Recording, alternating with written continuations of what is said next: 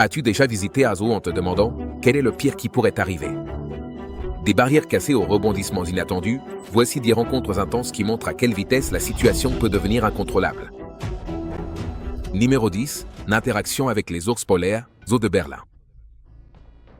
Quand les animaux mordent en retour, ils n'ont pas toujours besoin d'une raison, mais si on leur en donne une, les conséquences peuvent être brutales. Au zoo de Berlin, un vaste sanctuaire célèbre pour abriter la plus grande variété d'espèces au monde, les familles affluent pour s'émerveiller devant les merveilles de la nature.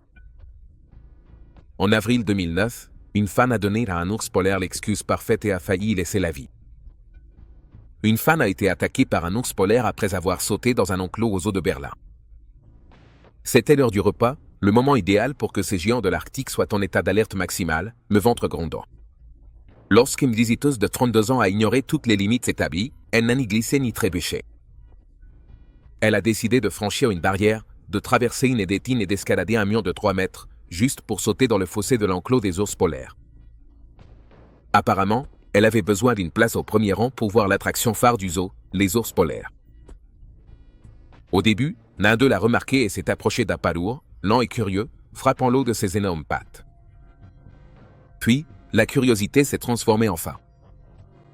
En un instant, l'ours s'est jeté sur elle, refermant ses mâchoires sur son dos et ses bras avec une force capable d'écraser le crâne d'un morse. Des cris ont éclaté au sein de la foule. Certains ont sorti leur téléphone pour capturer le chaos, tandis que d'autres sont restés figés, regardant se dérouler un véritable cauchemar. Le personnage du zoo n'a pas perdu une seconde. Les bouées volaient dans les airs, les échelles se refermaient dans un fracas métallique et les soigneurs frappaient l'ours avec des bâtons, n'importe quoi pour la détourner de la femme. L'ours a réagi d'un coup de patte, imperturbable. Ses pattes larges de 30 cm assénaient des coups qui auraient pu la tuer sur le coup. Après ce qui sembla une éternité, bien que ce ne fût que quelques minutes, ils l'ont sortie, ensanglantée et déchirée. Elle présentait de profondes lacérations et des morsures qui laissaient les médecins sans voix. Les experts ont affirmé plus tard qu'une minute de plus dans cette fosse et elle serait morte. Miraculeusement, elle s'en est sortie. Un témoignage vivant de la mince frontière entre l'émerveillement et l'anéantissement. Les ours polaires ne font pas dans la demi-mesure.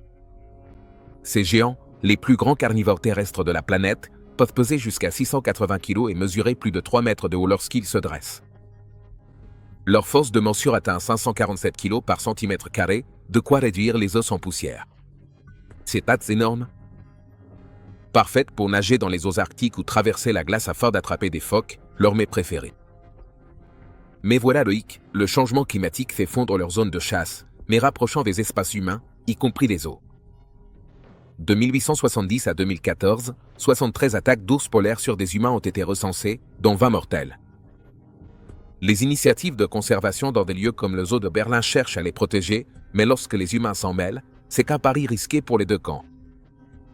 Le stress de ces confrontations peut perturber l'esprit des ours, obligeant parfois les zoos à repenser leur avenir. La morale de l'histoire est la suivante, les barrières existent pour une raison. Les ours polaires ne se soucient ni du courage ni des listes de choses à faire avant de mourir. Ils agissent par instinct, pas par sentiment. Cette femme a pris un risque et a failli tout perdre. La prochaine fois que quelqu'un sera tenté de franchir une barrière, il vaudra peut-être mieux rester à regarder les manchots marcher comme des canards. En parlant d'instinct, que se passe-t-il lorsqu'un lion attaque celui qui l'a élevé? L'histoire suivante est un rugissement d'un autre genre. Numéro 9. Un lion attaque son propriétaire, Afrique du Sud. Dans le monde des attaques dans les zoos, rares sont les moments aussi bouleversants que de voir un lion attaquer le mène qu'il a élevé. C'est exactement ce qui s'est passé en Afrique du Sud en 2018, lorsque la confiance est devenue fatale et qu'un lion a montré pourquoi on l'appelle le roi des bêtes. Mike Hodge, propriétaire d'un parc animalier britannique, avait passé des années avec ses lions, les nourrissant, les élevant et croyant que leur lien était plus fort que l'instinct. Mais cette croyance a volé en éclats en quelques secondes lorsqu'il est entré dans l'enclos d'un lion mâle de 250 kg nommé Chamba pour enquêter sur une odeur étrange, pensant qu'il réglerait ça rapidement et que ce serait fini. Il n'a suffi que d'une erreur, et Mike lui a tourné le dos. Les lions ne plaisantent pas avec des odeurs inconnues. Leur nez est fait pour ça, ce qui déclenche des instincts territoriaux plus vite qu'un battement de cœur. Quand Mike lui a tourné le dos pour jeter un œil, Chamba a vu sa chance. Dans un éclair de muscles et de crinière, le lion a chargé, lui sautant dessus et lui serrant le cou avec des mâchoires exerçant 300 kg par centimètre carré. La bête l'a traîné vers les buissons comme s'il n'était qu'une poupée de chiffon. Ses rugissements couvraient les cris des spectateurs. Certains ont tâtonné avec leurs appareils photo, transformant l'horreur en images floues, tandis que d'autres sont simplement restés là, bouche bée. Mais le personnel ne s'est pas arrêté. Ils ont pris des fusils et ont tiré des coups de semonce en l'air. Donne, donne, donne. Jusqu'à ce que Shomba frissonne, suffisamment effrayé pour lâcher prise. Mike fut arraché, couvert de fractures et de profondes lacérations, et transporté d'urgence à l'hôpital où des chirurgiens le reconstruisirent après de multiples opérations. Il a survécu, mais Shomba n'a pas connu la même fin. Le lion a été abattu, une décision qui a déclenché des débats sur la véritable responsabilité lorsque le monde sauvage rencontre les humains. Les experts ont blâmé l'odeur, et ce geste de reculer, un mouvement de débutant, signale une vulnérabilité aux yeux d'un prédateur. Même un lion élevé à la main ne se débarrasse jamais de son ADN. Les lions méritent leur titre de roi des bêtes pour une raison. Ils peuvent atteindre 80 km/h en sprint, avec des griffes rétractives de 3,8 cm de long, parfaites pour lacérer leur proie ou, et bien, des soigneurs inattentifs. Leurs rugissements s'entendent sur 8 km à la ronde, un avertissement que la plupart des gens n'entendent jamais d'aussi près. Environ 250 personnes meurent chaque année à cause d'attaques de lions, et leur nombre est en diminution, classés comme vulnérables en raison de la réduction de leurs habitats et de l'expansion humaine. Les parcs naturels comme celui de Mike cherchent à les protéger, mais cette confrontation a montré à quel point l'équilibre est précaire. À faux pas et ce n'est pas seulement l'humain qui en tait les conséquences. Voici la leçon, entrer sain dans la tanière d'un lion, c'est comme jouer au dé avec des crocs. Les règles de sécurité ne sont pas optionnelles. Elles font la différence entre une frayeur et un cercueil fermé. Mike pensait avoir la confiance de Shomba, mais la confiance n'annule pas l'instinct. Les lions ne sont pas des animaux de compagnie, même s'ils connaissent depuis longtemps la main qui les nourrit. En parlant de confiance, que se passe-t-il lorsqu'un éléphant décide qu'il en a assez? L'histoire suivante est une tragédie écrasante. Numéro 8, attaque d'éléphants à Kerala, Punjab. C'est ce qui s'est passé lorsqu'un éléphant a attaqué leur camion de safari, manquant de le renverser. Quand l'un des géants à l'apparence la plus paisible du monde perd soudainement le contrôle, les conséquences sont dévastatrices. Dans l'une des attaques les plus meurtrières jamais enregistrées dans un zoo, un bas de routine en Inde s'est transformé en le pire cauchemar d'un soigneur, et en son dernier.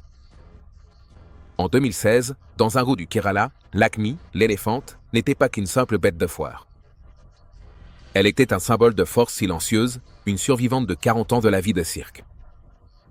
Mais derrière ses mouvements lents et ses yeux sombres et intelligents, se cachait une histoire de chaîne, d'entraînement sévère et de rage contenue. Cette rage a finalement explosé un jour, lors de ce qui devait être une routine tranquille et familière. Ce jour-là, pendant un bain de routine, ce stress a débordé. Son soigneur, un homme qui lui avait frotté la peau des centaines de fois, s'approcha avec un tuyau, s'attendant à l'habituelle obéissance maladroite. Il n'a pas vu venir la tempête. En un instant, la trompe de Lakmi s'est abattue comme un fouet, s'enroulant autour de la taille du soigneur. Avant qu'il ne puisse crier, elle le projeta contre un mur de béton avec un bruit sourd qui résonna dans tout l'enclos. Les visiteurs se sont dispersés, certains trébuchant envie qu'elle se cabrait, projetant une ombre avec ses 4500 kilos. Puis, la fin arriva. Elle l'écrasa contre le sol comme s'il n'était qu'une braville. Tout s'est terminé en quelques secondes. L'homme était mort avant que la poussière ne retombe. Le personnel du zoo est rapidement intervenu avec des sédatifs pour calmer Lakmi, mais le mal était déjà fait. Une vie s'était éteinte et son passé avait été révélé. Les éléphants ne font pas dans la demi-mesure. Ces géants peuvent peser jusqu'à 6300 kg, avec des trompes qui comptent 18 000 muscles, assez puissantes pour déraciner des arbres ou, apparemment, pour abattre un homme d'un seul coup. Leurs pieds, conçus pour supporter ce poids, mais aussi pour écraser les menaces. L'explosion de colère de Lakmi n'était pas un hasard. Les experts l'ont attribué à des années de traumatisme subi dans les cirques, une bombe à retardement de frustration accumulée.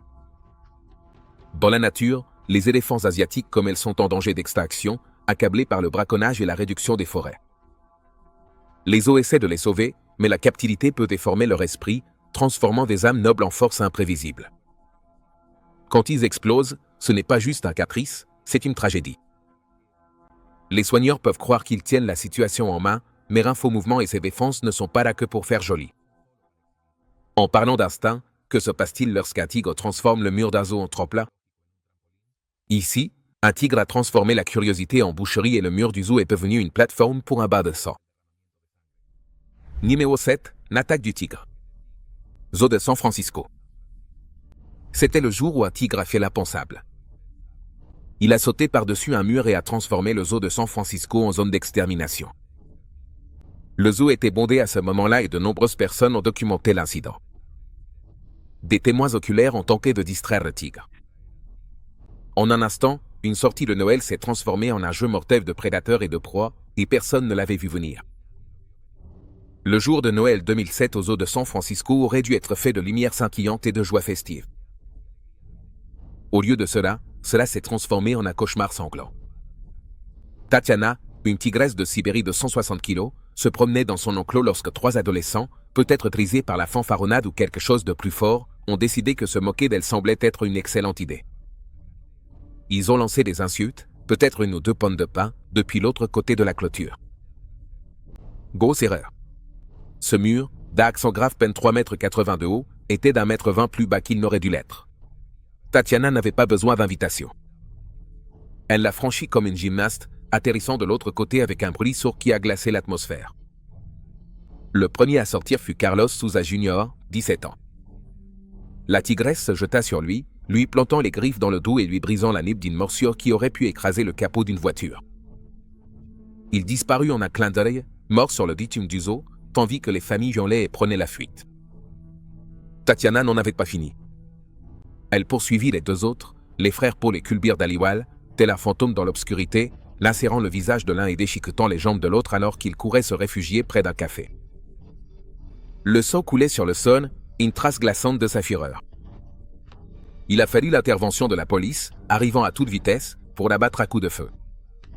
4 tirs pour mettre fin au chaos. Les frères ont survécu de justesse, recousus après des heures de chirurgie. Les tigres de Sibérie ne plaisantent pas. Ces félins mesurent jusqu'à 3,2 mètres de long, ont une morsure de 450 kg par centimètre carré et peuvent sauter 6 mètres sans effort. Tatiana était une bête puissante, l'une des moins de 500 encore en liberté, chassée jusqu'à l'extrême pour leur peau et leurs os.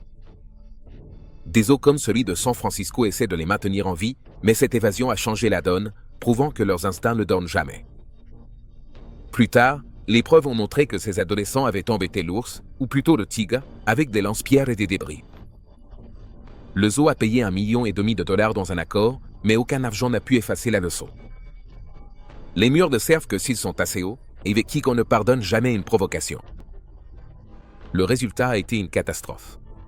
La mort de Tatiana a suscité l'indignation. Pourquoi devait-elle payer pour la stupidité humaine? L'enclos a été entièrement rénové à grands frais, mais la famille de Carlos pleurait toujours un enfant qui n'a jamais vu le Boxing Day. La prochaine fois que quelqu'un pense qu'un tigre n'est qu'un gros chaton, il devrait reconsidérer cette idée. En parlant de vie sauvage, que se passe-t-il lorsqu'un gorille transforme une erreur en massacre? Restez à l'écoute pour le découvrir. Numéro 6, l'attaque du gorille. Zoo de Madrid. Un faux pas, une erreur, et un gardien de zoo s'est retrouvé pris dans les griffes d'un gorille à dos argenté qui a failli le mettre en pièces. Elmo, le gorille dos argenté de 34 ans du zoo, se dirige vers les gardiens.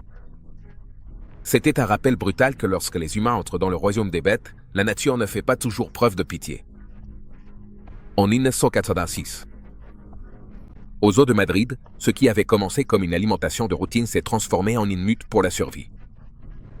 Un soigneur, expert dans la gestion des résidents du zoo, était de garde pour nourrir l'enclos des gorilles. Les routines, jeter des fruits, vérifier l'eau, sortir. Mais la routine a volé en éclats lorsqu'il a glissé sur une flaque d'eau et est tombé directement dans le domaine d'un gorille d'eau argenté de 180 kg. Ce n'était pas un gorille ordinaire.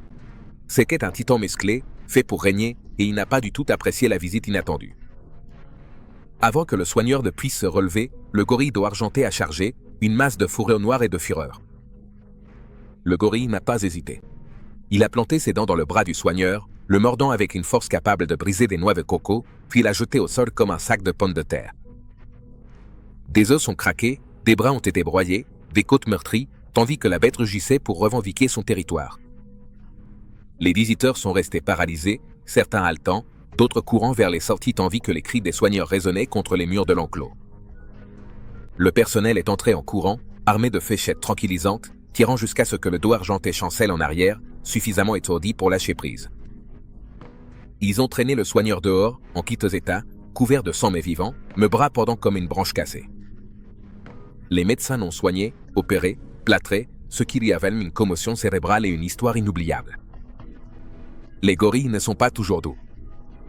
Ces géants possèdent une force 10 fois supérieure à celle d'un humain, avec des mâles pouvant peser jusqu'à 200 kg et des poings capables de cabosser l'acier. Cette morsure, environ 600 kg par centimètre carré, c'est assez pour réduire les os en poussière. Dans la nature, ils sont en danger critique d'extinction, victimes de la déforestation et du braconnage, et leur groupe diminue rapidement. Des zoos comme celui de Madrid cherchent à les protéger, mais cet incident a révélé l'autre facette. Entre dans leur espace et l'instinct se déclenche violemment. Le dos argenté n'était pas en colère. Il était programmé pour défendre, et un simple faux pas a suffi à le déclencher. Après que la poussière soit retombée, ils l'ont isolé, une précaution qui a poussé les soigneurs à repenser chacun de leurs gestes. Les gorilles peuvent sembler calmes en mâchant des feuilles, mais ces bras ne sont pas là que pour frimer. Ce sont des armes, et ils frappent comme un camion.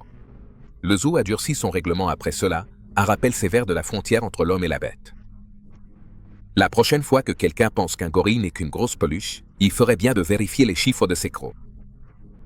Que lorsqu'on parle d'attaque de bêtes, que se passe-t-il lorsqu'un ours transforme un défi d'ivrogne en massacre? Cette histoire suivante est un désastre de griffes et d'ordre. Numéro 5, câlin d'ours qui a mal tourné. Zoo de Belgrade. Il voulait un câlin.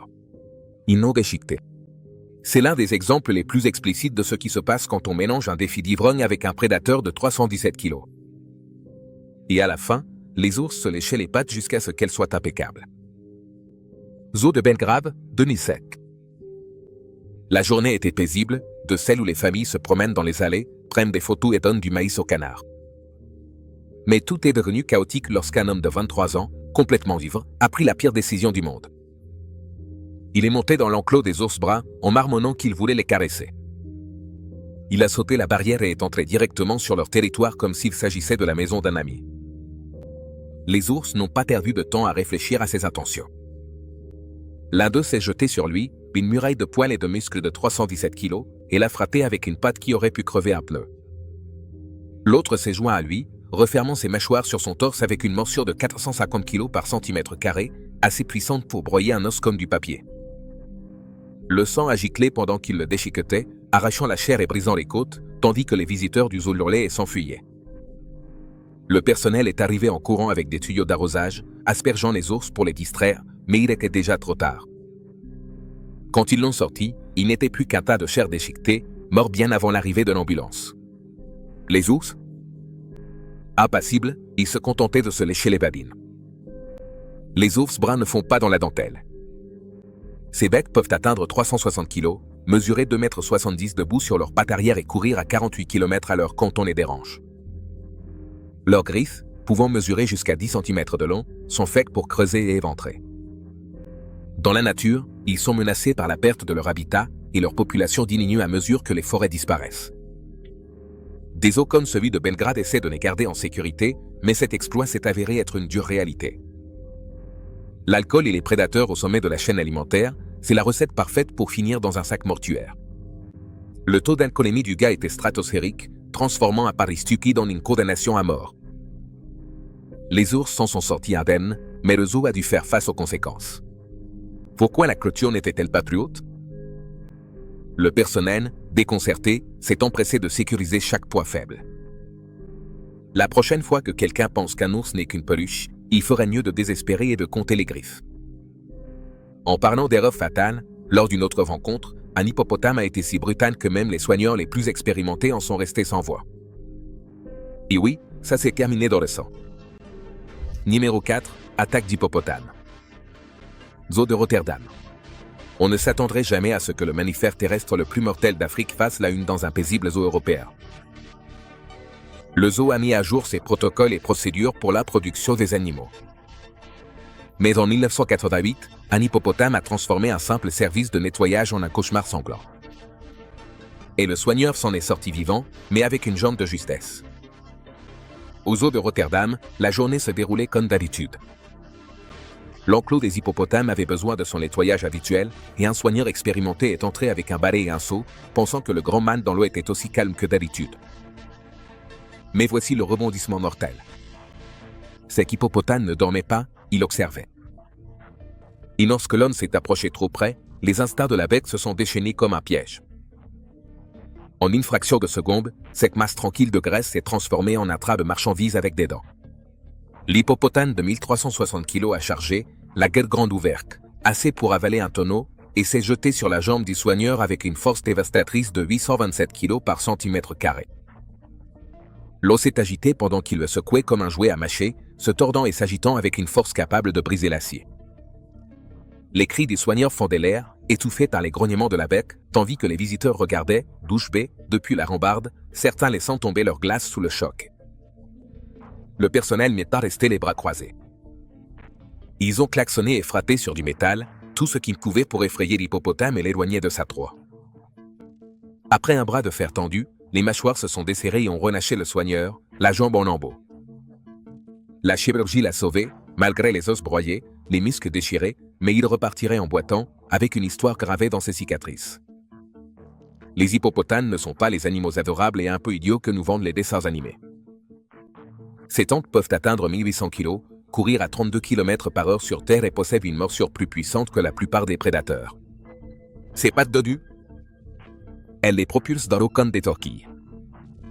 À l'état sauvage, ce sont les animaux terrestres les plus meurtriers d'Afrique, tuant plus d'humains chaque année que les lions. Des bêtes territoriales gardant les rivières comme des forteresses. Les eaux essaient de changer leur image, mais ce choc a révélé la vérité. Si vous mettez les pieds sur leur territoire, la partie est terminée. L'hippopotame de Rotterdam n'était pas fou, il était programmé pour écraser les intrus, et un balai n'a pas changé les règles. Après que la poussière ou l'eau soit retombée, le zoo a renforcé les barrières. Ce n'était pas un hasard. C'était un hippopotame qui faisait des choses d'hippopotame. Ses mâchoires ne sont pas faites pour bâiller, elles servent à réduire les menaces en bouillie. Le soigneur pensait maîtriser la routine, mais une éclaboussure trop proche l'a mis hors jeu. La nature se moque des titres et des bonnes intentions. Franchit la ligne et elle rend la morsure au centuple. La prochaine fois que quelqu'un dira qu'un hippopotame est mignon, il vaudrait peut-être mieux regarder ses canines de plus près. En parlant de rendre la morsure, que se passe-t-il lorsqu'une meute de loups transforme un soigneur en proie? L'histoire suivante est un désastre qui hurle. Numéro 3, attaque de loup. Parc animalier, Suède. On pourrait penser que les attaques les plus mortelles dans les zoos viennent toujours des plus grosses bêtes, lions, tigres, peut-être un éléphant récalcitrant. Mais en 2012, c'est une meute de loups qui a réécrit ce scénario, prouvant que même les animaux de confiance peuvent devenir des tueurs lorsque l'instinct prend le dessus. Une soigneuse du zoo n'a pas seulement perdu la vie, elle a été traquée, acculée et dévorée à l'intérieur même de l'enclos qu'elle aidait à gérer. Le parc animalier de Kolmarden, en Suède, abritait un programme controversé de contact rapproché où les soigneurs entraient régulièrement dans l'enclos des loups pour créer des liens et éduquer le public. Cela semblait être une harmonie entre l'homme et la nature, mais un matin tranquille, cette illusion s'est brisée.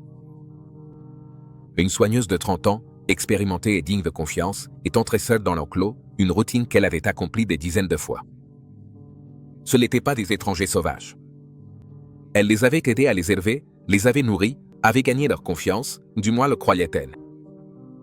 8 loups, élégants et silencieux, la virent entrer, leurs yeux ambrés brillants sous la lumière du matin. Ce qui avait commencé comme une inspection de routine se transforma en une scène tout droit sortie d'un cauchemar primitif. Le changement se produisit rapidement. Un loup se mit à tourner en cercle, puis un autre. Leurs instincts de meute s'activèrent comme un interrupteur. Avant qu'elle ne puisse réagir, ils s'approchèrent, montrant les dents. Un chœur de grognements résonna entre les arbres. Le loup dominant se jeta sur elle, lui mordant les jambes d'une morsure capable de briser la colonne d'un cerf, et les autres se ruèrent sur elle. 8 paires de mâchoires la déchirèrent, arrachant la chair et brisant les os tandis qu'elle se débattait pour se libérer. Ses cris percèrent le silence, mais personne n'était assez proche pour l'entendre à temps. Quand le personnel arriva en courant, armé de bruit et de désespoir, elle était déjà partie, tuée sur le coup. la première victime humaine mortelle de l'histoire du parc.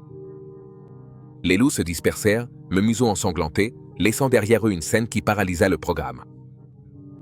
Les loups ne font pas dans la dentelle. Ces chasseurs pèsent jusqu'à 45 kg, avec des mâchoires capables d'exercer 180 kg par centimètre carré, soit le double de la morsure d'un gros chien. En meute, ce sont des machines conçues pour abattre des élans ou n'importe quoi d'assez stupide pour croiser leur chemin. Dans la nature, ils sont presque menacés, se remettant lentement de la chasse et de la perte de leur habitat. Leur hurlement est un écho qui s'estompe dans certains recoins. Kolmarden a vendu l'idée de les apprivoiser, laissant les soigneurs devenir leurs amis, jusqu'à ce que cela se révèle faux. Les experts ont attribué cela à la dynamique de la meute. Un mauvais signal, peut-être une odeur ou une posture, et elle n'était plus une amie, mais une proie. Le zoo a fait face à des poursuites et à l'indignation, et du jour au lendemain, il a abandonné toute la promenade avec le numéro des loups. Ce n'était pas une coïncidence, c'étaient les petits caractères de la nature qui criaient à tue-tête. Numéro 2, attaque de rhinocéros, safari nocturne, Thaïlande. Les attaques dans les zoos peuvent venir de sources inattendues. En janvier 2023, au Chiang Mai Safari, un rhinocéros blond de 1800 kg a attaqué un soigneur lors d'un nourrissage de routine. L'animal, nerveux à cause de la foule, a chargé l'employé qui jetait du foin, lui transperçant la poitrine avec sa corne et le projetant contre les barreaux. Le personnel a réussi à endormir le rhinocéros avec des féchèques tranquillisantes et le soigneur a miraculeusement survécu après une opération d'urgence. Les rhinocéros blancs, avec des cornes pouvant atteindre 1,50 m et capables d'atteindre 65 km/h, sont des créatures naturellement territoriales. Même en captivité, ils conservent leurs instincts défensifs. L'incident a poussé le zoo à mettre en place des mesures de sécurité plus strictes, nous rappelant que même les animaux apparemment dociles peuvent devenir mortels lorsqu'ils se sentent menacés. Le danger ne fait pas la différence entre de bonnes intentions et de véritables menaces, comme cela a été démontré plus tard dans le parc national Kruger. Numéro 1, attaque de léopards dans le parc national Kruger, en Afrique du Sud. Dans le parc national Kruger, en juin 2019, un léopard s'est échappé par une clôture rouillée et a attaqué mortellement un enfant de 2 ans. Le fils d'un employé du parc jouait près de l'enclos lorsque le léopard, un mâle de 32 kg, a sauté la clôture défectueuse. Le prédateur a attaqué l'enfant, lui infligeant des blessures mortelles avant que les gardes forestiers ne puissent intervenir en tirant en l'air. Malgré les efforts médicaux, l'enfant n'a pas survécu en raison de la gravité de ses blessures. Le léopard, un spécimen sauvage gardé pour la reproduction, a ensuite été abattu. Cet incident a divisé l'opinion entre ceux qui y ont vu une justice et ceux qui ont déploré la perte d'un animal d'une espèce vulnérable. Le parc a renforcé ses mesures de sécurité, mais la tragédie a laissé une leçon claire. Les animaux sauvages, même en captivité, conservent leurs instincts de prédateurs. Ils ne sont pas là pour nous divertir, ce sont des survivants et nous, les humains, ne sommes que des invités.